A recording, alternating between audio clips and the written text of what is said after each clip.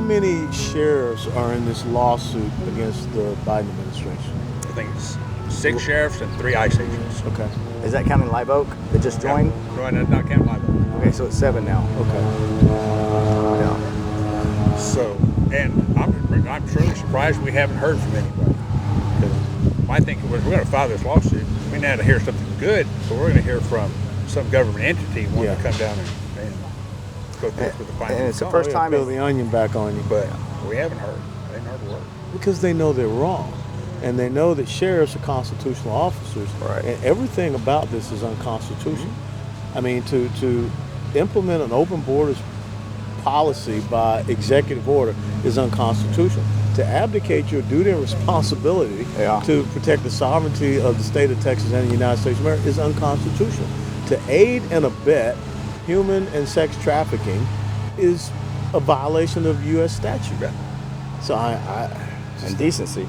Indecency. Yeah, it's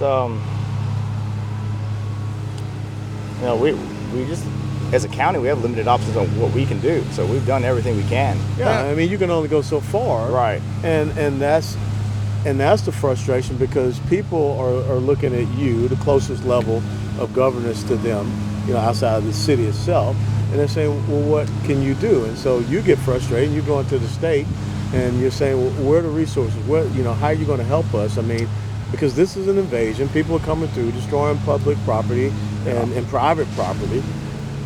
And so leeching off the system. Absolutely. But I think, of course, we drew the line in the sand. His proclamation, state of emergency, in the same commissioner's court, we declared Kenny County a non-sanctuary county for illegal immigrants.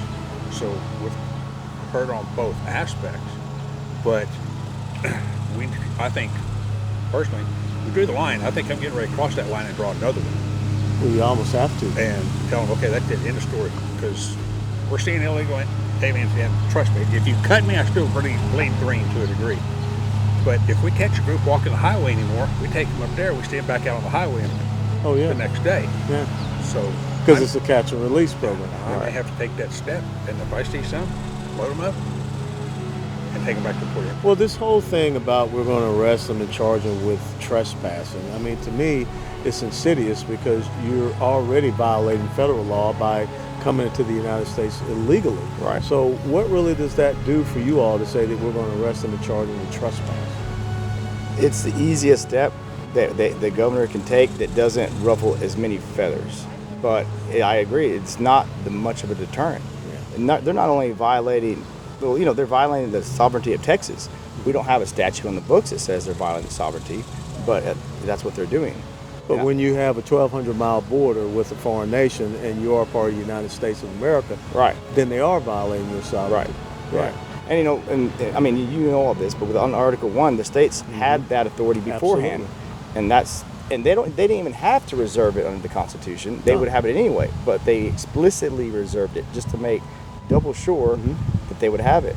And I think a lot of lawmakers and legislators and county officials all over Texas, they don't realize that.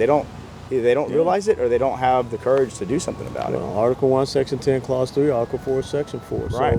So what are the things that, if I were to become governor and this thing has still not been resolved, what would you want me to do day one? Create a state agency that would supplement and replace Border Patrol. Not replace, but have our own agency that can do that. Because in another crisis like this, right now we're having to mix and match our resources to create some form of Border Patrol, which is not working right now. No. But we haven't given them any real authority. Right. Correct. Right. DPS can't even pursue off the highways very much. Yeah. They're pretty limited to highways. And the bad guys know that. Yeah. Yep. They know your rule of engagement. Right. And all the smugglers are being female now, because the females. Oh, really? Yeah, because jail space and standards, you have to have an entire separate thing for females.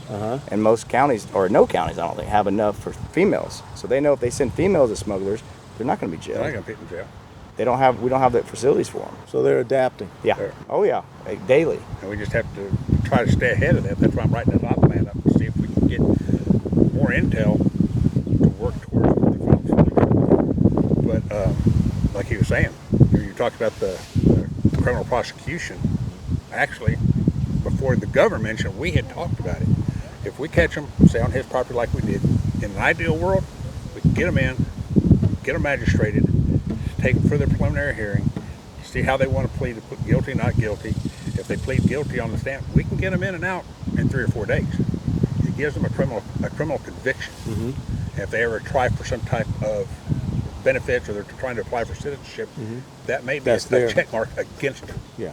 So it's not a big check mark, but at least it's a check mark. They'll have a criminal history. But we've done this in the past. Even before I was county attorney, they've charged legal aliens with trespassing before. Sure. This isn't a new thing, and I think it's a new thing. The governor trying to make all the counties do it, but when was it? Brett Trant, y'all did that years ago. We did it years ago, and it was a monetary fine right then and there. Yeah. It was a Class C misdemeanor. Yeah. But we're looking at a Class B now. Class A with it Class enhanced. A, and they're gonna spend some time in jail, and we can commute that. I mean, they can time served or whatever the case may be, depending on how the judge and the. But after that works time out. served, are they deported? If Border Patrol, and we've said this before, if Border Patrol won't pick them up and ICE won't pick them up, I will take them back. There you go. Yeah. And that's the only way. That's the only way we can do it. We can. Yeah. I am not going to kick them out on the street Yeah. and say, okay, you've entered illegally, you got a criminal charge. See you later. Have fun. No. Because the rate of recidivism would just, Right. yeah. And that violate his oath to his citizens Absolutely. in the county. Absolutely. So we've drawn the line. We just got to wait for it to, for like these three, once they get through a court. And the other idea I also had is during sentencing, the judge can possibly give them 2 options. You can either do 260 days in jail, or you can repatriate yourself. Yeah. And we can facilitate that repatriation to where it's their voluntary choice. All we're doing is giving them a ride to the border. And if you're caught coming back, Then it would be an enhanced punishment. Absolutely. Of some type. But Absolutely. part of what we're seeing now is, years ago, it was called an expedited removal. They'd admit it, and we could do it right there on the spot and send them back. But if they came back, it was a violation, which would be a felony. The U.S. attorney won't even take the cases anymore, no matter what. Even though they've committed a felony by returning, the U.S. attorney says, we're not going to take the case. Well, how can the U.S. attorney not take a felony case of someone? Because they're dictated by the Department of Justice. That's right. And that prosecutorial discretion. Prosecutorial discretion. Yeah. But Well, that's why we've got to have that authority here in Texas to say that, we're going to protect our sovereignty. We're not going to allow these people to just, be released, Right. and we're going to charge them. Yeah. that's the only way we can do it. There has to be some type of consequence, which the federal government's not doing right now. Yeah. And if what we see here today, Austin will see tomorrow all the way up Oh, to of Chicago. course. Yeah. And so if we don't stop it here, fentanyl, or we everything. don't slow it down here, we're doomed. Picks up speed. And they're using our laws against us. The other day, a Border Patrol agent was interviewing a small girl, I think, 5 or 6 or so. Yeah. And they were in their office, and she's like, "Can I go to the restroom?" She's like, "Yeah, sure." And he was not sure where it was, and she just walked out, went to the restroom somewhere, came back and said, "How did you know where the restroom was?" She's like, "I've been here 6 or 7 times." They're being recycled. Yeah. Recycle. Yeah. Yeah. That's why you see these abandoned kids is the family units. When Border Patrol gets busy, the family units are the first ones not to, they won't even fingerprint them. They'll just, Oh, I know. I saw that. I mean, they bring them Yeah. in and they're gone. They take the word for it. There's no verification or right. anything. And so once the kids are used to have that family unit get in, we don't need you anymore. And instead of sending them back, I guess they just abandon them right there on the highway or wherever they're at. Yeah. They're expendable. Yeah. And what is immoral is that at the state level and the federal level, we are participating in human trafficking. Right. And sex trafficking. Yeah. Now, tell me about this thing. I mean, you expended $10,000, $12,000 of your own personal. When late last year, Border Patrol went to 9mm pistols. So working as close as we do, I thought, man, it'd be a good idea for my people to carry the same gun, the same magazine, the same ammunition. In the event we ever got into Yes. that unmentionable deal, we could swap magazines with it. Yeah. We would have extra firepower. Well, there wasn't enough money in the county budget. I mean, I hadn't budgeted for it or anything, so I called a couple places, and Glock gave me a very, very good deal. So I didn't even take it to the commissioners. I just dipped into my funds and paid $7,000, got 12 pistols, Glock 19s. Glock 19. Yeah. And now that things are really getting hot, I just commissioned the guy to build me 3 ARs with a 10.5-inch barrel. And he's giving them to me at cost at $1,200 a piece. Wow. So right now I only got the funds for 3, but eventually we will get through 3 more. But it's something that I failed to budget, so hey, I'll get the funds where I can. Yeah, but doesn't the Texas Department of Emergency Management, don't they have some? That's you'll laugh. Needham. Yeah. Yeah. Now, I mean, we got a $7 billion surplus here in the Right. state of Texas, and so Now- what? $20,000 to me, Right. yeah. drop in the bucket, right? Well, Tatum, I honestly think that they're sincere, saying we can help, but the paperwork. And from a military officer, I hate how bureaucracy. much paperwork is involved just to get a raincoat? Send us an application, send us a document. We'll send you an application, fill it out, send it back to us. We'll review it, and if it meets criteria, we'll send you the actual application to apply for this stuff. And it You ain't gets got time. bogged down in the paperwork. Yeah. And that's one thing that always frustrated me with the federal government is the more paperwork, the better it is, which is not the case. They should be on the ground here saying, what do you need? Give me a Absolutely. list. Come do a site survey. Have you had someone do that? No. Well, we had the two from Tatum come down and talk to us, When they wanted something from us. but they were here for 30 minutes. Yeah, they wanted us to put it in a facility, a booking facility here in the county. Same thing they have in Del Rio. They want to put one of these well, they want to use our civic center, and we told them no, we can't use our civic. That's our emergency shelter. And so we're going to try to put it on about 60 acres that the county has. We have a detention center right now that we use we contract with the U.S. Marshal Service. Well, we Right. contract with GEO. GEO? No, yeah, we contract with Oh, Marshal GEO, Service, yeah. and we contract with GEO to run the facility, Yeah. but the contracts all come through us. Yeah. Yeah. But no, the Tatum, I would think that they would send down a survey team, take Sure. a look and see what we need, how Assessment we need it, team. and Yeah. spend a couple of days, write stuff Yep. down, take a look at the map, let's go survey the area. But instead, we have military contractors that come to us. Yeah, they come came to here. us. Say, what do y'all need? We can try to help you provide it with you. They're even willing to take out a loan of $400,000 to get things rolling. But, we're We're at standstill. we're at a standstill and getting funding for that. Because to us, that's the one solution we've seen that will actually secure the county Yeah. quickly. That's what they do professionally for a living every single day. And they actually have Texans that are deployed right now that want to come home if they are hired because they want to come protect their own state. I think that's great. Yeah, That's and absolutely of course they're overseas, they're making $1,500-$1,600 a day. Sure. And they're willing to give that up to come home. Yeah. So, Did you present that to Tatum? Oh, yeah. Yeah. And They weren't excited about it.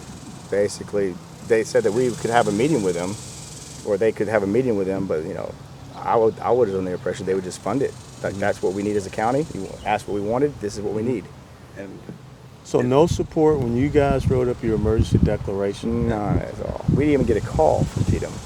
you would think, No one did. Even Goliad County didn't get a call. I mean, that's not just us. Everybody. I can't speak for every single county, but I know Goliad and us didn't, and we're the first ones to do it.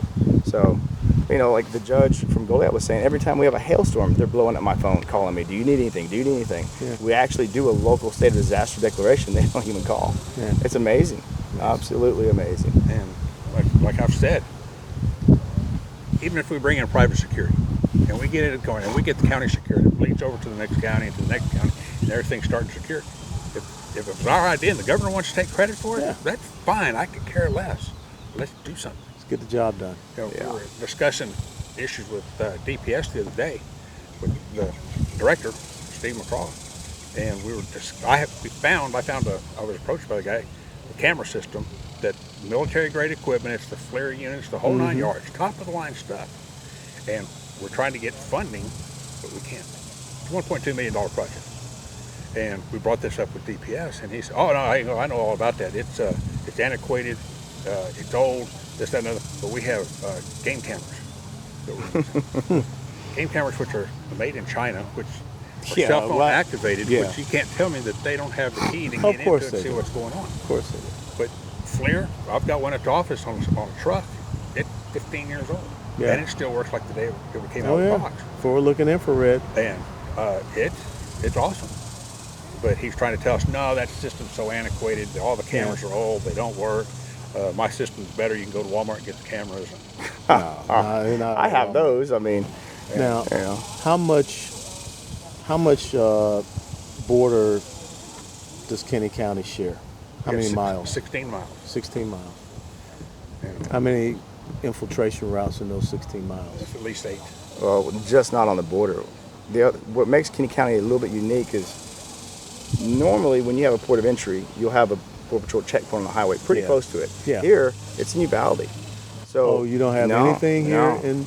nothing. It's Uvalde is the closest one. So we have a spider web of roads that spread Oh, out. yeah. And so the checkpoint over there doesn't really do that much good because there's so many ways around it. Absolutely. And Well, the primary purpose of that one is to push them to the back roads. That's the whole reason that one's there.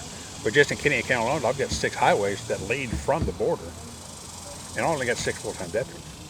So it's impossible to cover all of them at the same time. DPS on them, DPS got 6 or 8 people on each highway, but but they don't leave the highway. Yeah. they came down here with great intentions. They really did. And some of them are busting their butts to get the job done. But they've been rotated through here so much they're getting tired. Yeah.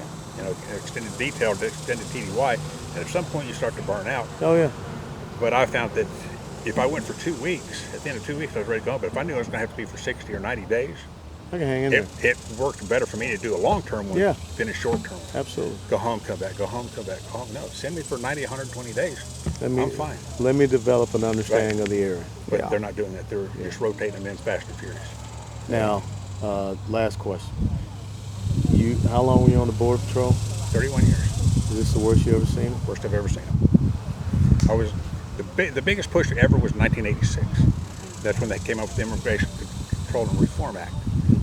Where they set a date that if you had to Under be Reagan. here before a certain time, that you could apply for some type of relief or amnesty. Yeah. Well, the documents started getting photocopied, sent home, and we were being completely Inundated. overwhelmed. Yeah. I mean, it wasn't any uncommon to go down the river by yourself and catch 200 and bring them back. But that was because of a flaw in the ORCA system. And now, but this is just saying, Come on. come on. Yeah, and if they lift Title 42, it's KD bar Yeah. the door. Thanks. Yeah. And you know what most people don't realize Thanks, is John. Border Patrol on a good day will catch 20% of the total. Oh yeah, it's the getaways, the Yeah. gotaways. Well, I mean, what the thing is, those gotaway statistics isn't really. It's not. It's a horrible statistic because. Well, you probably explain it better, but you know, each Border Patrolman, if he physically sees someone getting away or he sees tracks, that's the only way they can do a gotaway. If they fill out paperwork on how many they saw, if they never see anything, they aren't gotaways. Like that statistic's useless. The best thing to do is look at the total apprehensions and say that's about 20%. On a good day, that's 20% of total. gotta have eyes on. Yeah, and so the gotaway statistic is useless. Yeah. Sheriff Boyd here, when, Yeah, like I Don said, Goliad. when we first signed that document, they've had our back since day one. Awesome. And they're 200 miles from the border. How much of an effect are you seeing down in Goliad? Drastic impact. I gave a copy of the document I gave to the legislators this week. I gave it to your campaign manager Thanks. because, you know, our problem is everybody wants to call this a border crisis and they ignore what's going on. It doesn't just impact the border. We're to a much lesser degree than these guys are. These guys have a lot of walkthroughs. Historically, we haven't had many people on foot since the 80s, but those were migrant workers who were going back and forth. They weren't harming anybody. They would stop for food or whatever, ask for water, or maybe do a little work. But now what we're having is we're having the stolen vehicles come through. We're having large ranches where they're setting up their camps and stash sites where they're stripping stolen vehicles. Saturday before last, or Sunday before last, I was out in Live Oak on the B County line, which is real close to us, which is a major route coming into our northwest portion of the county. The rancher found seats to 14 different trucks stacked around one of the abandoned houses on the ranch. And so, you know, we're having this stuff. They've come in and put all new fence up, but there's other property owners. We're going out, we're monitoring 13 intermittently used stash sites in Goliad County that are used by the cartel to store people, strip trucks, whatever they need to do. And the problem is they'll use a spot, they'll abandon it. They may not come back to it for months. And they may come use it for 2 days and then not come back. So technologically, it takes a lot to be able to find out when they're there. And when you only have 2 deputies on the street at any given time, you got to get your manpower there when you need your manpower there. That's the size that you have? Yeah, 2 deputies on the street at any given time. We're not as big as them. We're only 859 square miles. Yeah. So, but we still have a lot of back roads. We have 26 entries into the county. When you include all the county roads that go into other counties. We only have 1 incorporated town. With 2 deputies, there are days where it's hard for them to get more than 5 miles out of town on a 12-hour shift. It's hard to patrol that way. Right. It's hard. It's Yeah. hard to provide effective coverage. Anytime we have a pursuit, anytime we have an incident, it's all hands on deck. It's 100%. I'm there. The chief is there. The jail captain, the investigators. It takes everybody, and we still don't have enough manpower to set up just a decent perimeter on most cases. And so, What would be your wish list if you could grow your agency?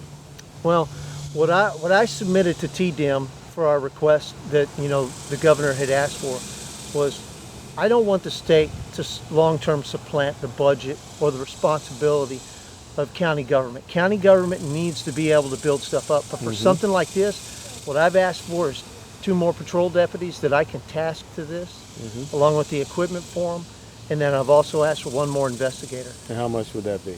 My entire package is $945,000 for 2 years, for a 2-year cycle.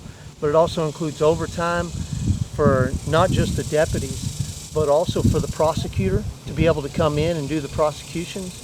It also has overtime for EMS, because we only have 1 ambulance on at a time. So every time this happens, we pull that ambulance and its crew out, they have to pull another one off duty and pay them overtime to come in and cover, just in case, because we don't want the same thing happening to us that happened to them, where somebody dies because our ambulance is busy dealing with illegal aliens or trying to look after the deputies that are out in the field. And so ask for some software as well that would help us. And so, it comes out to $945,000 for 2-year cycle is what we're looking at. So We have 1 paramedic on duty here, what he was referring to, and they were out on a bailout, and the paramedic's the only one that can do certain things during emergency. We've found 5 bodies, so we're up to 6 now in the past 2.5 months. And we were good for maybe 1 a year. And there's a lot more than now- that. That's yeah, the ones we and now we've found. got 6. Yeah. Once hunting season comes around, that's when we'll find a lot Yeah. more. I spent the morning on the phone with Homeland Security. They called me. There's some roads that lead out of our county into a neighboring county, and they found a body last night in the brush that was dumped off. It was an illegal alien who was dumped off, and a while later, somebody called the family and let them know, and so the sheriff's office over there went out, and because we're a little more active than they are as far as on the investigative side and trying to get technology put together, they called and asked for us to try to help out with that. And so I got them in touch with all the right people for that. But I mean, we've had that too. We don't have the numbers these guys have, but we have them, and we're stretched thin when anything happens. That's the biggest problem for us. Personally, I don't want the state and the county business all the time.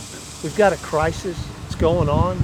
We need assistance during this crisis, and when it's over, that responsibility needs to fall back on the commissioners. Extricate yourselves out. Yes, the commissioners, at that point, the commissioners need to have an economic plan that ensures that we have the resources we need for our day-to-day operations, which for us is just under 12,000 calls a year for 2 deputies. The county I came from, we had 7 deputies on the street, and we had 14,000 calls a year, and they all complained they were overworked. And I'm like, now we're handling 12,000 with 2 deputies on at a time. So, Well, Brad, we usually have, 2 deputies out in the field, though. You have 6, but I've got 6, and on a good day, I've got 2 yeah. at any given time. Yeah. And they That work are 12-hour actually- shifts. Yeah. And that's been a huge help. But we can't get very far out of town because we have other responsibilities here too. And even our radio equipment. It's Our radio equipment's not even working right. Like, we can't even communicate with DPS. We can't communicate at all with Border Patrol because they have totally You different. guys are not on a common No. frequency? no. I mean, that's one of the No, biggest that- violations of I unity know. of command. I mean, when I first learned about this, I P25 was like, compliance was a joke. yeah, it was. All of that, all that ability to communicate together when they brought it out. The problem was they let each cog get the money, and the cogs did not all communicate, and we all wound up on different frequencies.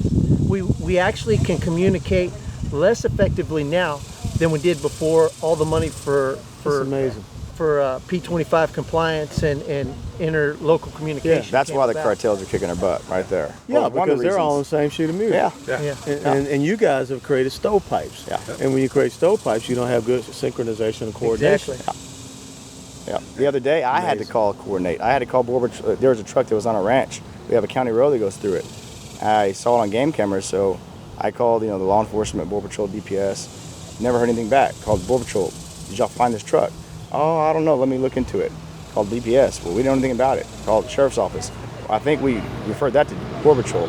So I called back, and no one knew anything about it. But I know we called every single one of them. Like, if that could cost lives. Well, on a yeah, trooper. well, because there should be a fusion center. Yeah. Based upon the There regions is a of the fusion center. You know what we call it? We call it DPS as. It's called the black hole. You put all the information in it and it disappears And forever. nothing ever comes back. Never Feed the comes beast. back. Nothing ever Feed the comes beast. back. Yeah. There should I be mean, a fusion now- center where things come up, and every 3 hours or whatever, there should be a summary intel report. And when the state, what the state will tell you is we send out intel via the JOIC emails. Well, I'm in Goliad. I don't need to know that Pedro's writing hot checks in El Paso. Right. No. I don't need to know that a backhoe was stolen in Selma, Texas. I don't need to know that they're still in catalytic converters in Houston. I need to know something. I need actionable intelligence. Yes. Is what I need, and that's what we keep calling for. We want actionable intelligence. Don't give us junk because it doesn't do us any good. Give us actionable intelligence. Yeah. There you go. That's what I tell them. Don't give me a history report. Give me Yeah. something that's going on right now. Yeah. I've got 3 license plate readers, and I've got 1 deputy that can work it, but he can only work 29 hours. Absolutely. 29 hours a week. Yeah. But he will sit there. I let him work from home. He's got 3 different radios, 3 different computers, and he's logged into these Can't LPRs. be He's watching that. traffic, and he's calling it out as it's happening. That's what we need. That's what we need on a bigger scale. The SA, situation awareness. Yeah, exactly. Yeah. He'll call and say, hey, that truck you're following, it just came through a license plate reader here, here, and here, and he'll map it out for him. It left San Antonio last night at 10 o'clock. It was in Creasel Springs at 1 o'clock this morning. Then it went over here to a known stash area. It's come back up 131. I guarantee it'll be loaded. We stop it, it's loaded. One guy. One guy. But because of restraint, I can only work in 29 hours a week. Absolutely. If I could have a team like that Yep. 24/7, we could do a whole lot better with less people. Of course. And that's not even touching the foot traffic. No. The only people, right now, like I said, if someone walks through, the only people in front of them are the ranchers. That's it. Mm-hmm. That's And it. They some can of walk them all the way to has to DC. call or- Nothing in front of them. But one thing about working the highways, like DPS is doing, and that whole theory behind it, is to push the traffic into the brush so Border Patrol can chase it, do what they do best, track them down and catch them. But do they have enough border They- patrol? No, to do Right there's now, none. no. They don't have enough helicopters. And that's they don't why have- you need to have a Right. full mobilization of your guard to get into the bush. and Put it do this the way, on a patrolling. good day in our county, we have 2 Border Patrol agents out. 2. 1, 2. That's it. On a good day. How many square miles? We got 1,386 square miles. 2 border patrol agents. So, And no checkpoints. and well, they just detailed a bunch of people down, and so I don't know how many came, but hopefully that will relieve some of the processing issues.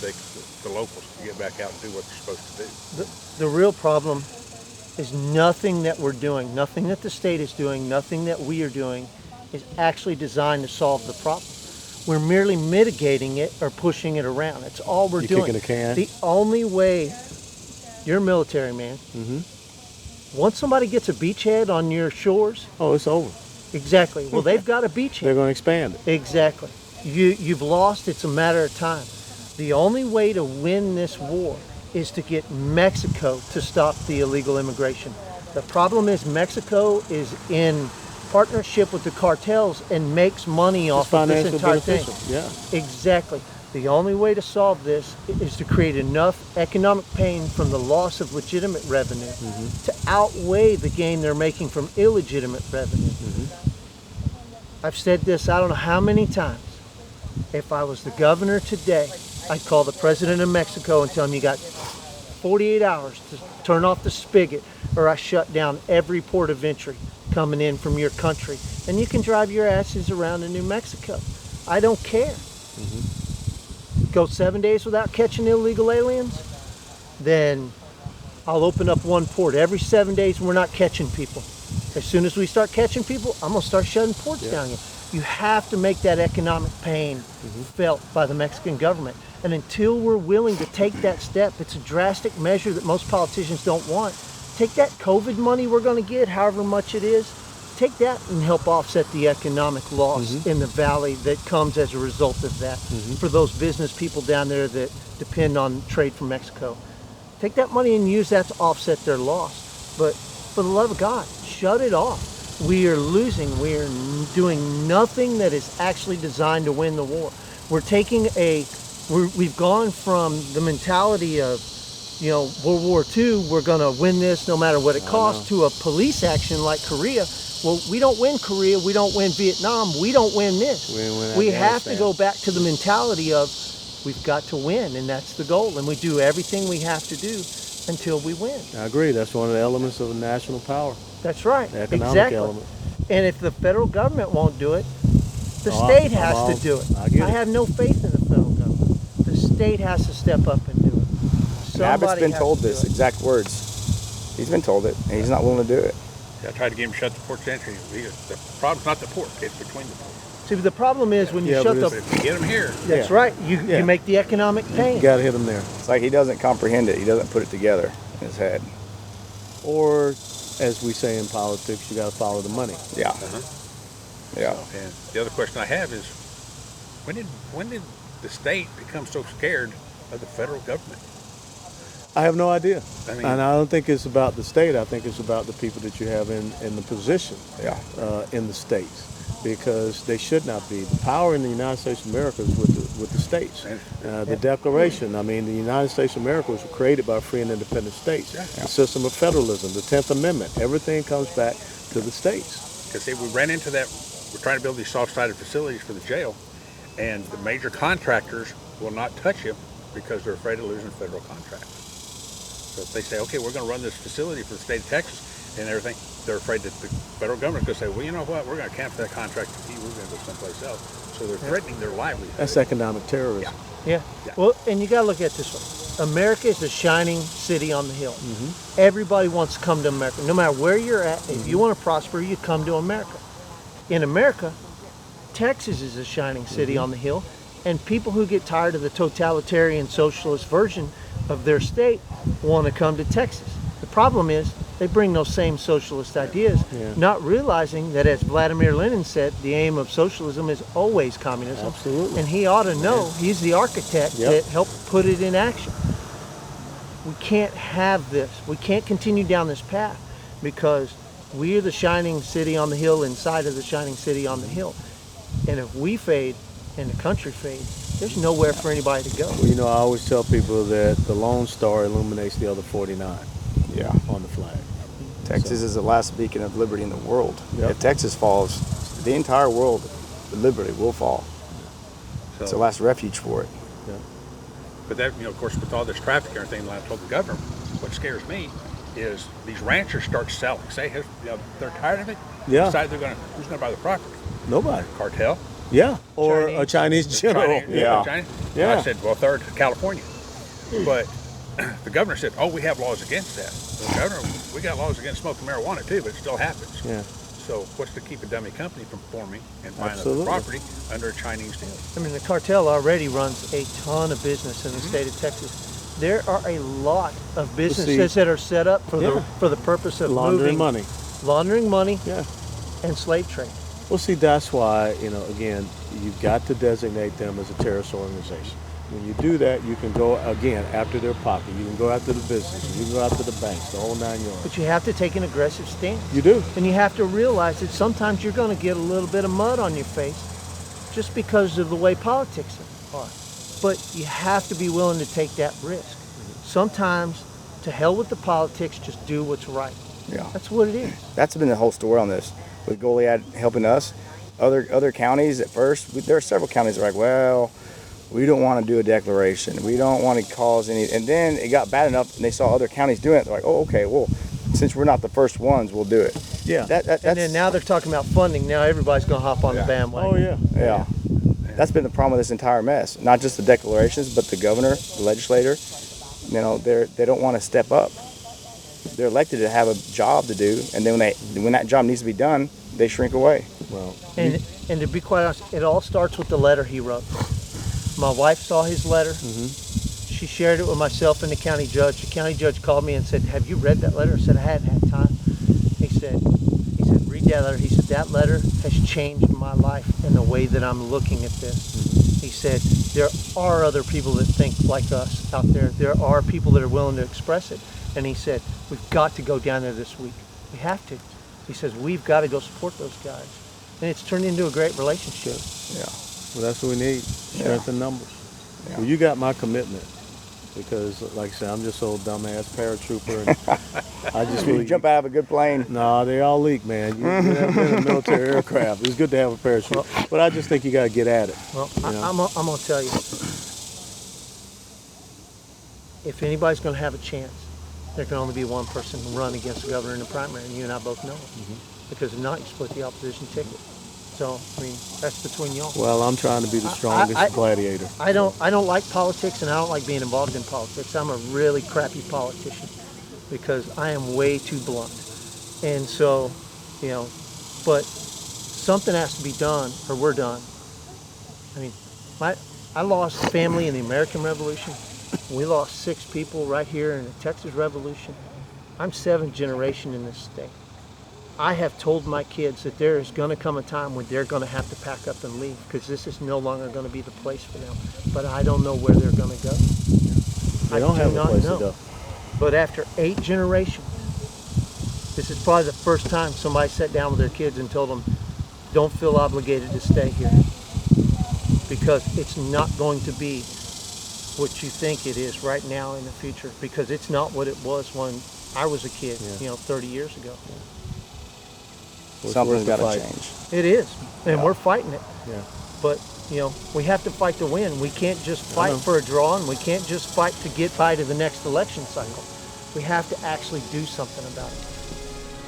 I'm all in for that. Like young Brent here, growing up on ranch, there was a time he could run out 8, 9, 10 years old and go explore. Oh, no. Come back when it's dark, okay. Now Yeah. you don't want to let your kids go out there and explore can't. anything because you don't know what's working out there. Yeah. You can't live in terror in your own home. Yeah. Man, I'm 200 miles from McAllen, and there are people that don't let their kids go out on their ranches anymore, and there are women who are scared to stay at home alone when their husbands are off working in the oil field or something. And we're a long ways up. But we've got stash sites, we've got all those things. The cartel is coming through and using it. Yeah. It ends, gentlemen. But to step And back I'm and not say, a good politician either. That's why I was only in Congress for 1 term. but The Republicans redistricted me out. Do what? Okay. Okay. All right. Danke schön, as they say. Thank you, gents.